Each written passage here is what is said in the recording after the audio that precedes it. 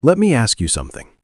Right now, at this exact moment, how much money do you actually have saved? Not invested, not in your 401k, not theoretical, actually saved. If your answer is less than $50,000, what I'm about to tell you might be the most important 11 minutes of your financial life. Here's the truth that almost nobody talks about. Everyone is chasing the wrong number. For decades, we've been told that $1 million is the goal. That's when you've made it. That's when life becomes easy. That's when you're finally financially secure. But there's a serious problem with that idea. For most people, $1 million feels so far away that it stops being a real goal and starts feeling like a fantasy.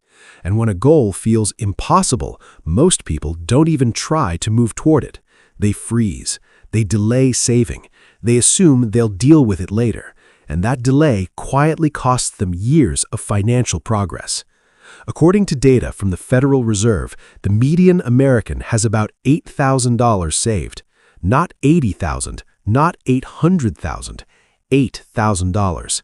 And millions of people have even less than that. In fact, a large percentage of Americans have no personal savings at all. But hidden between $0 and $1 million is a number that almost nobody talks about, a number that is realistic, a number that is achievable, and a number that changes the entire way your financial life works once you reach it. That number is $50,000. And today, we're going to walk through exactly why crossing $50,000 is one of the most important financial turning points you will ever experience. Not because it sounds impressive, but because it fundamentally changes how money works in your life. To understand why $50,000 matters so much, we first have to address the million-dollar myth. For decades, financial culture has put $1 million on a pedestal. It became the symbol of success, the finish line, the number that meant you won. But let's look at the math realistically. Imagine someone earning $60,000 a year. If they manage to save 20% of their income, which is already more than most people save, that means they're putting away $12,000 per year. At that pace, without any investment growth, it would take more than 83 years to reach $1 million. 83 years.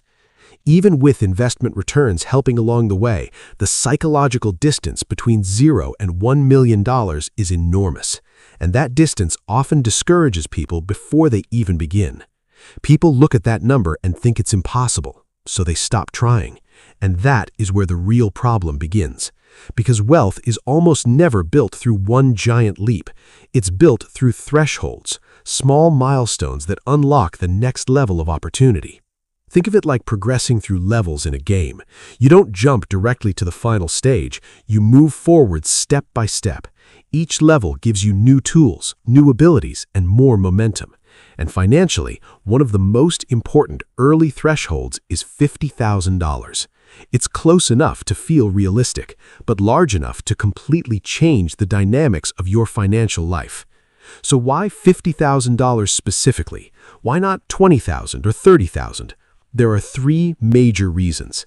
The first reason is protection. The average American household spends around $6,000 per month. That means $50,000 represents roughly 8 months of living expenses. 8 months where if something unexpected happens, you have time. If you lose your job, you are not forced to panic. If your car breaks down, you can fix it without going into debt. If a medical bill appears, it becomes a problem to solve, not a financial disaster. Most Americans only have about 6 weeks of financial runway. 6 weeks. With $50,000, you have around 8 months. That difference changes how you experience risk.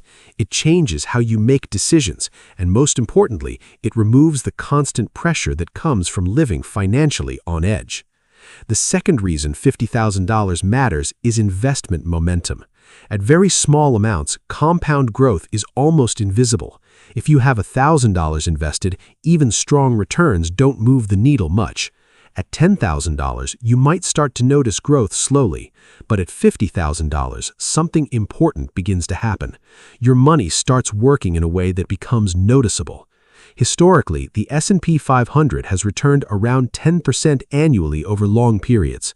Using a more conservative estimate of 7% annual growth, $50,000 invested without adding another dollar would grow to about $98,000 in 10 years.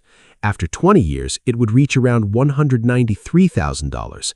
After 30 years, it would grow to more than $380,000. And if returns average closer to the historical 10%, that same $50,000 could grow to well over $900,000 in 30 years.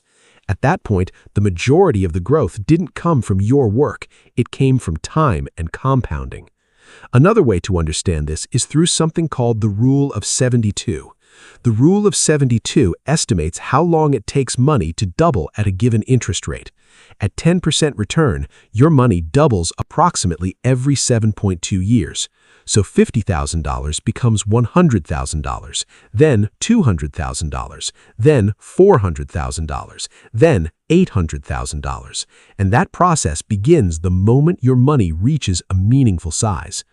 The third reason $50,000 matters is psychological. Money changes behavior. When someone has no savings, every decision feels risky. Losing a job becomes terrifying. Unexpected expenses become emergencies. That pressure forces people into decisions they would never make if they had time to think. But when $50,000 sits in your account, the situation changes. You have breathing room. You can evaluate opportunities more carefully. You can negotiate more confidently. And you can walk away from situations that are unhealthy or unfair. So now let's talk about 5 specific things that begin to change once you cross the $50,000 mark. The first change is that you stop making decisions purely based on fear. The second change is that your emergency fund becomes more than protection. Most financial advice recommends saving 3 to 6 months of expenses, but there is a meaningful difference between having the bare minimum and having a larger buffer. At $50,000, your savings begin to create flexibility. You can take time to search for a better job. You can explore starting a side business. You can invest in learning new skills. The safety net allows you to make calculated decisions instead of desperate ones. The third change is compound growth. Once savings reach a meaningful size, investment growth becomes visible year after year. Instead of adding only what you personally save, your existing money begins generating additional growth on its own. Over long periods of time, this becomes one of the most powerful forces in personal finance. The fourth change is career leverage. Money gives you options. When someone has no savings, their negotiating power is extremely limited. They need the job immediately. They cannot risk losing the offer. But when someone has $50,000 saved, they approach conversations differently. They can ask for higher compensation. They can wait for the right opportunity. They can turn down roles that do not align with their goals. Employers often sense that confidence, and confidence changes how negotiations unfold. The fifth change is how the financial system treats you. People with no savings often face higher fees, higher interest rates, and fewer opportunities. But as savings grow, access improves. Banks offer better accounts, investment opportunities become easier to access, and financial tools become more favorable. In other words, once you reach a certain level of financial stability, the system begins working with you instead of against you. So the final question becomes simple. How do you reach $50,000? The process is actually more straightforward than it sounds. The first step is consistency. Saving regularly matters more than saving perfectly. If someone earning $60,000 saves 15% of their income, that equals about $9,000 per year. Increasing that savings rate gradually can accelerate progress significantly. The second step is allowing your savings to earn something while they grow. High-yield savings accounts currently offer interest rates far above traditional accounts. Even modest returns allow savings to grow faster over time.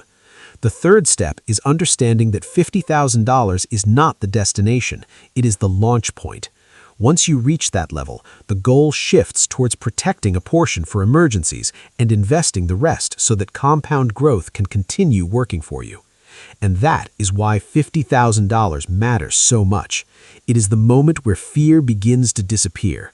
It is the moment where compound growth starts to matter.